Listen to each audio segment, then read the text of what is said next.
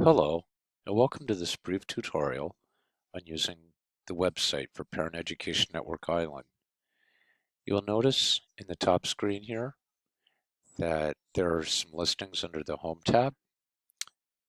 You'll learn about me, the course site's LMS. When you click on the course site's LMS, you will see that there are some tutorials here for how to get to the learning management system and how to navigate through the learning management system.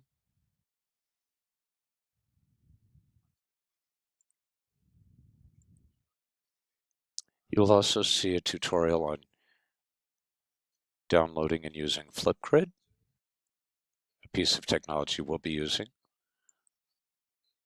And you'll find a link to virtual reality resources.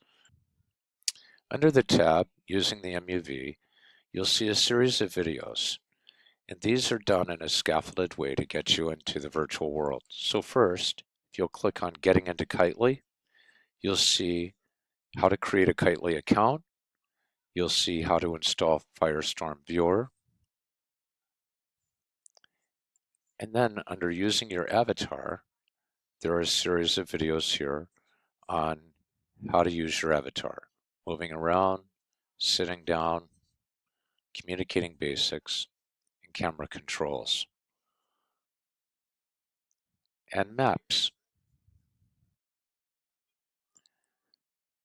Under Developing Parent Education Network Island, you'll see several videos of the growing of Parent Education Network Island. This was the early development of Parent Education Network Island. Under the classes, under Goals and Strategies, you'll see the overall goals of the class.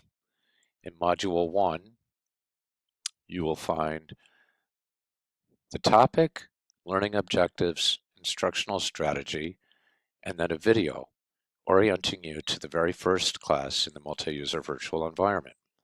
Module 1 consists of 5 classes. These 5 classes provide learners with the ability to begin building their skills and using their avatar, navigating around the multi-user virtual environment.